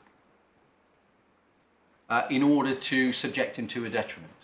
So they could, in theory at least, subject him to the same detriment that he was subjected to in this case, because there would, in a sense, be two types of list. There would be a list that you can use, a list of people who've taken strike action, and a prohibited list which was restricted to the activities that Mr. Gott accepts are in play, which are the quotidian, mundane things that an individual might do, going to a meeting, etc. Trade union membership itself is the classic, isn't it? I'm sorry? Trade union membership itself. Yes. Don't employ these people because they are members of ALPA. Yeah, but if it says don't employ these people because they went on strike, Right. Yeah. there's no protection at all. Yeah. And in order, we would say it's a glimpse of the obvious that cannot be right. But in order just to make that submission a little bit stronger than my bleating from this side of the room, it's worth looking at the consultation papers, because they do help to identify the mischief in respect of which these regulations were passed. And if you start with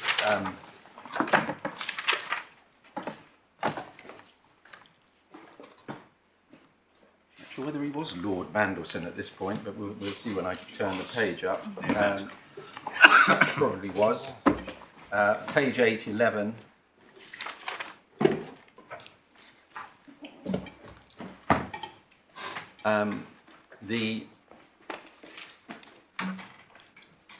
The the thing that was a matter of principle for the government, as identified in the second paragraph on page 11,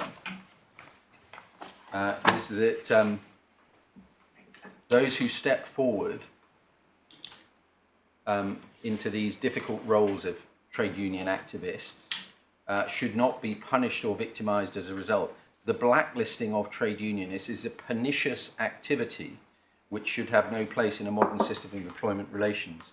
It is a covert activity, and its aim is to encourage employers to systematically discriminate against trade union members and activists.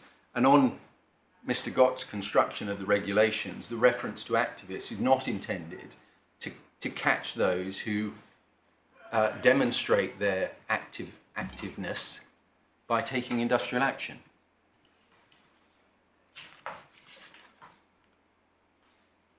And it goes, some of the background to it we can see at page 812. And one of the slight oddities about the chronology of all of this is that the Act itself was passed in 1999. The regulations didn't come in until 10 years later. And the reason for that is that there was an initial consultation period that came to an end in 2003. And the government were persuaded that, well, there's not very much of this going on, so we don't need to do anything. The thing that changed the government's view is the exposing of the activities of the Consulting Association, which came to light in or about 2008. And you can see the executive summary in paragraph 1. The government believes that trade unions and those who belong to them participate in their activities, open brackets on Mr. Gott's construction, apart from taking strike action or being involved in industrial action, provide a legitimate role in any democratic society. It believes that blacklisting of trade unionists should have no place in the conduct of employment relations in this country. And then there's the reference to the activities of the Consulting Association. And my comment about the reason for the delay in the Secretary of State exercising the power to bring in regulations, you can see from paragraph 5 on page 813, which is the 2003. There wasn't very much of this going on, so we didn't do anything point. Then if one goes on to page 817, you can get some more information about what the trigger for the Secretary of State to act and bring in regulations at paragraph 1.6, which came after a raid by the Information Commissioner on the premises of the Consulting Association, where it was discovered that there were thousands of records of individuals run by Mr. Kerr, and they were blacklisted. They were prevented over a long period of time from getting employment in the construction industry. And the original story goes back much further than that. You may or may not remember the Economic League, because the Consulting Association came out of the Economic League, and the Economic League also kept blacklists of people who'd been on strike, and it traced it right back to the construction of the Barbican, where there were the industrial action was famous or infamous, depending on your perspective of it. And that was certainly part of the driver for the original compilation of blacklists, which then picked up by Mr. Kerr in his new incarnation as the Consulting Association. And paragraph 1.4 above the page, you can see what, again, it triggers the government finally taking action in 2009. And then at paragraph 111, the document sets out what it was that you did that got you onto the TCA list. That's the Consulting Association list. it's page 819, it appears that the overall purpose of the records held by the TCA was to assist members in identifying people who, from their point, might well be classified as troublemakers and who might therefore affect the delivery of construction work on schedule. Some records refer exclusively to poor work performance, bad health and safety practice. Sorry, Mr. Scott, why are you showing us this? I should have skipped down to it. However, these are the minority. About 75% of the 1,600 records concern trade unionists, and more precisely, activities associated with trade unions, including acting as a representative or involvement in industrial action. So that is the factual background, which was the trigger to the government introducing the regulations that are now the subject of the dispute today. And that's why I say, although the government has said we want to outlaw this pernicious practice of blacklisting trade unionists who've been involved in industrial action, on Mr. Gott's argument, it completely and wholesalely failed to do that which they said was their task, to address that mischief that they identify at paragraph 111. And if we then, it's also worth noting that of course, the government, unsurprisingly, was alive to the fact that there was section 146 of the 1992 Act, because there's a section that begins other relevant law.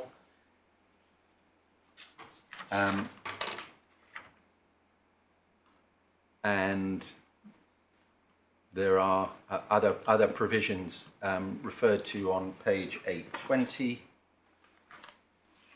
But one thing that you will notice about the reference to sections 146 and 152 of the 1992 Act is that the consultation document is alive to the existence of that important phrase, at an appropriate time.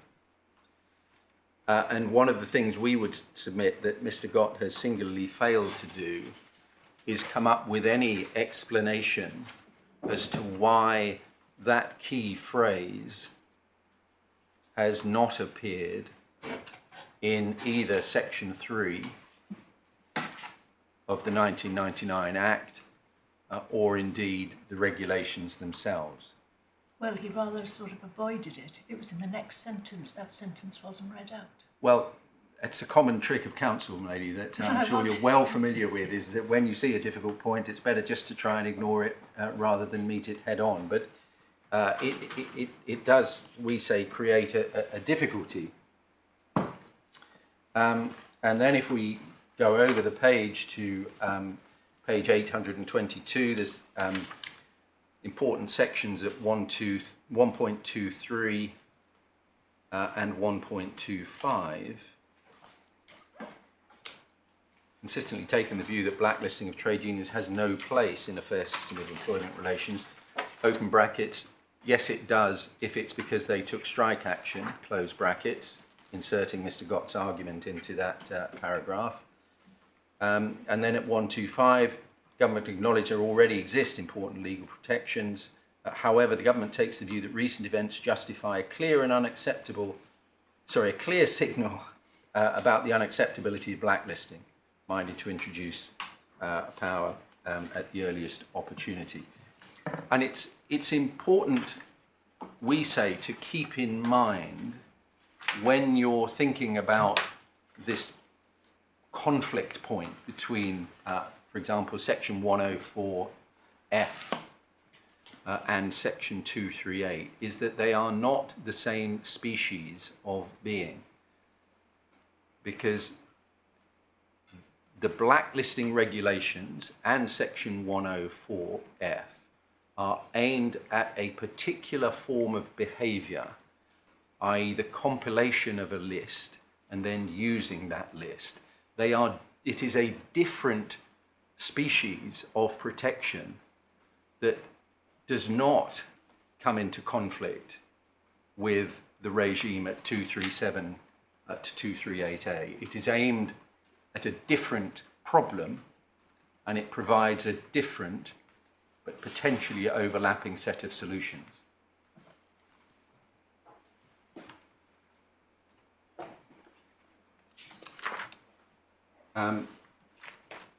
There's then a series of questions that the government posed as part of the consultation process.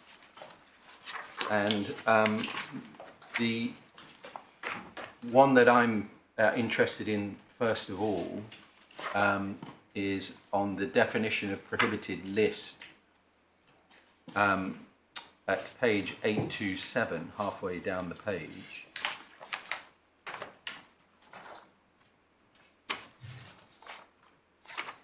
Where they make the point that definition of prohibited list is a key issue. Government wishes to ensure that it effectively targets the problem area. Important to ensure that definition doesn't inadvertently capture any lawful or proper listing or vetting activity, which of course shows that the government was alive to the fact that exceptions would need to be made to accommodate legitimate listing.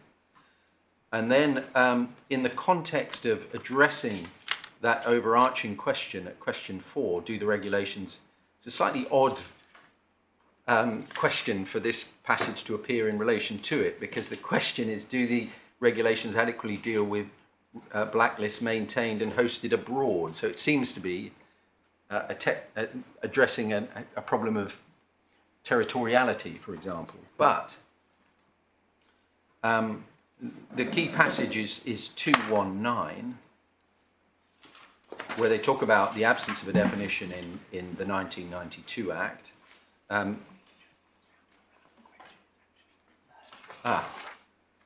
Oh, there you go. Yes, thank you.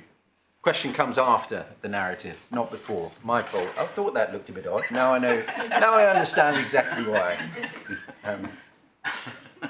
Yes, that makes perfect sense. No definition of trade union activities in the Act, frequently used with appropriate time.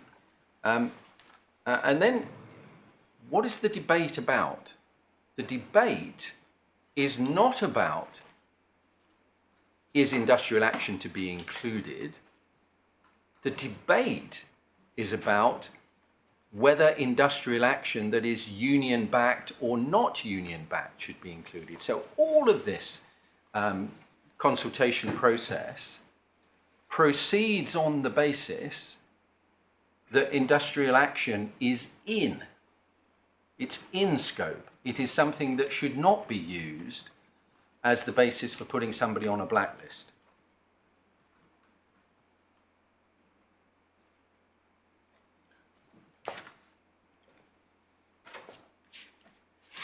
And then if we go over the page,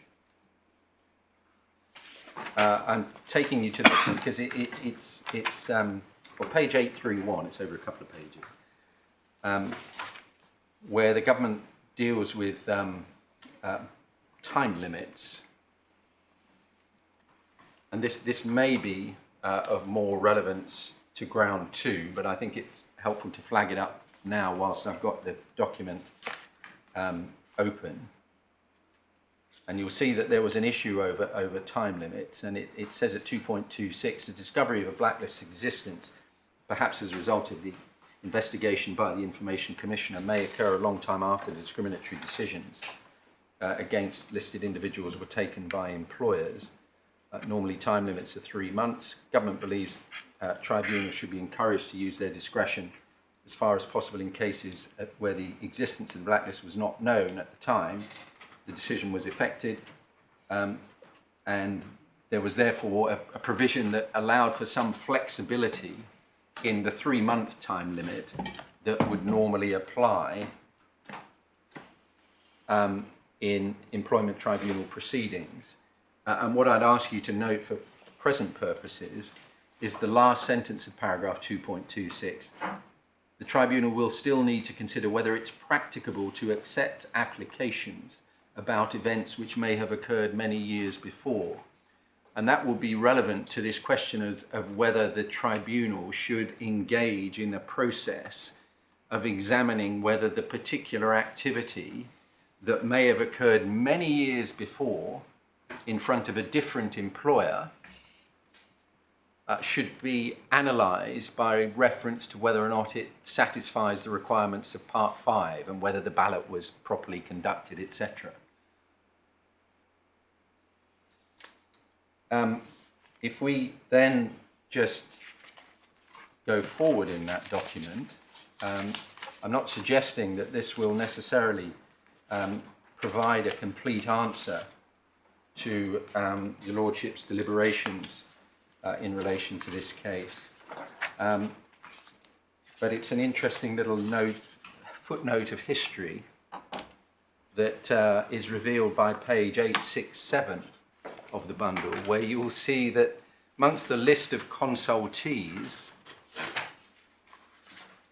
who were being consulted on the basis that, well, industrial action is in, but there may be a question mark about whether it's official or unofficial, you'll see Mr. Gott's solicitors were asked to contribute to this debate.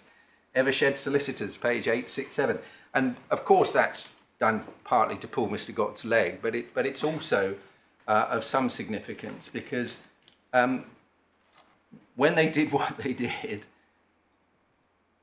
Ryanair must be taken to have known, or ought to have known, that by creating a list which is then used for the purposes of subjecting my client to a detriment, they were putting themselves at risk. Maybe on a more mundane level, is there anything in this document or the other sort of travo relating to the regulations that contemplates a situation where a list is created for internal administrative action of the kind that we're seeing in this case? No, because it depends what you mean. Well, the short answer is no. The slightly longer answer, which probably doesn't answer your question at all, is it depends what you mean by administrative action. So, of course, if... Of course, I mean, you would describe it as being discriminatory administrative action. Well, I understand that. Yes. Yes, because... But in a sense, if one assumes that there are situations in which employers are entitled to sanction employees in relation to withdrawal of concessionary benefits, then if that something has to be put on paper or on screen. If these things are to happen in the real world, they have to be listed, to use one of many different phrases that one could make. And so I just want to know whether in this, which is a long way away from the sort of consulting association, blacklist central database situation, whether anything is in all of this consultation that shines light on the sort of situation that exists here, where whether this employer or a different employer believes it's perfectly entitled to withdraw, sanction a list of employees, and has to create a list in order to apply its decision. Well, there is discussion about legitimate compilation of lists. Well, have we already touched as near to that as we're going to get? That's right, yes. So really there's nothing in the guidance that directly addresses the type of situation where it's just simply employee-employer. No, but there is, well, you don't see anywhere in the consultation documents, as it were, a defence of necessity, that I couldn't have done this legitimate thing without creating a list which would then put me in breach of the regulations. There's nothing that sort of touches it, as far as I'm aware. So all we're left with as a product of this is Regulation 4 and the various exceptions that.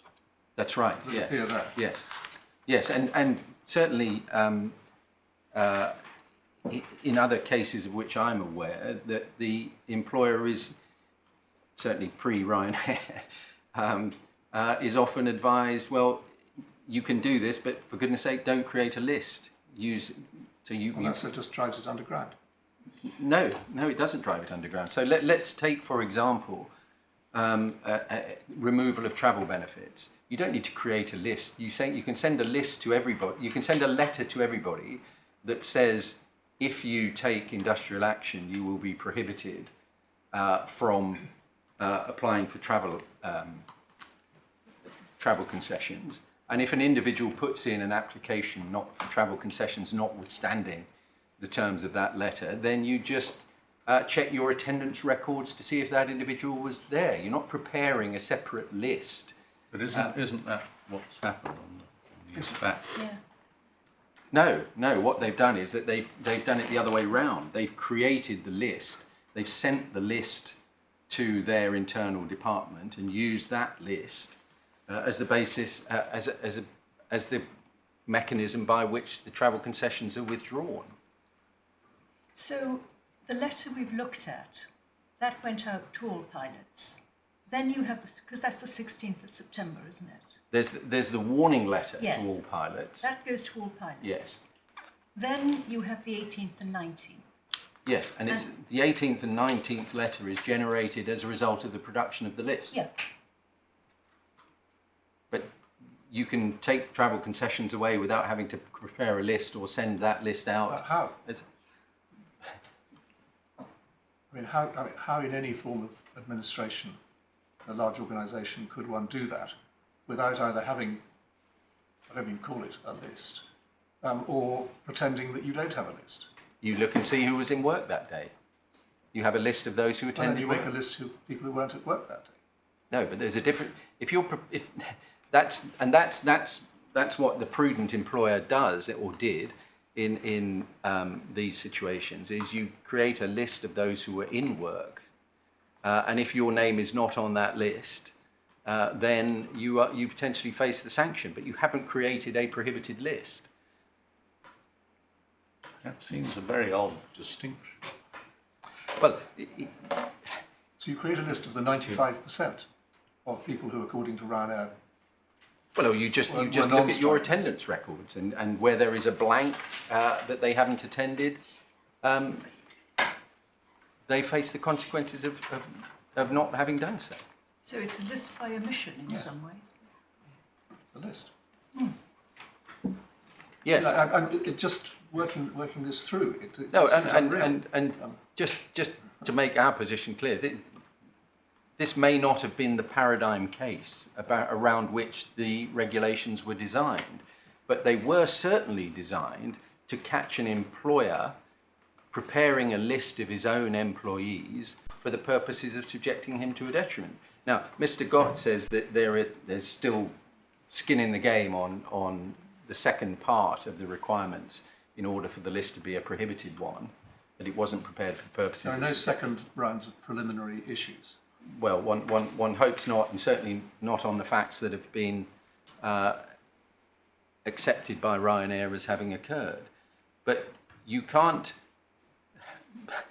determine the construction of the regulations simply by reference to this case. You have to look beyond that and see where that construction takes you. And that's why Mr. Gott quite fairly and properly comes at it as a matter of principle, that very clear in his submissions that if the list has been prepared based on activity which amounts to industrial action, it cannot be a prohibited list. So you don't need to, as it were, get into the weeds of the extent to which it might or might not have been possible to do what they did without creating a list. One has to address the point of principle head on, which is industrial action included or is it not? And that's why when I made my submissions at the outset, I said that having created that list, on Mr. Gott's case, he is free to send that to other potential employers in the same way as the Consulting Association invited a stream of construction industry companies to come and take the benefit of that list. I see that, but it does seem to create an artificial distinction. Suppose you're right that industrial action, that blacklisting people who have taken industrial action is prohibited on the present state of the law.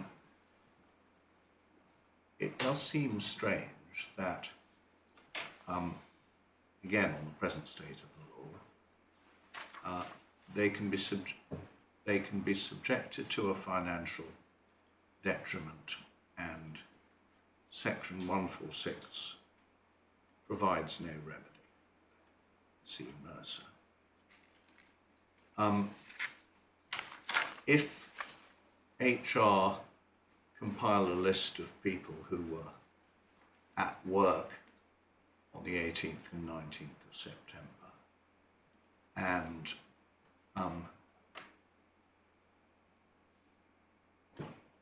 the names of Captain Morais and his colleagues don't appear, and the employer then withdraws travel benefits from everybody who wasn't at work or wasn't registered sick or something on the 18th and 19th of September, that confers no remedy.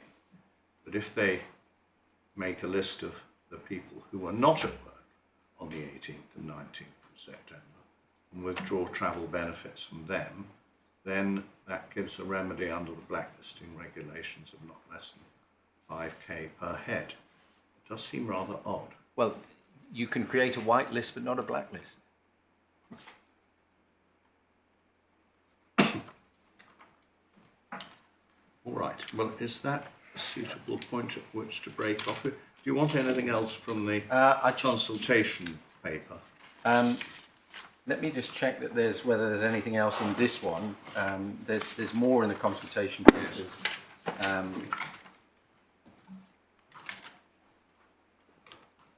No, I've dealt with this one.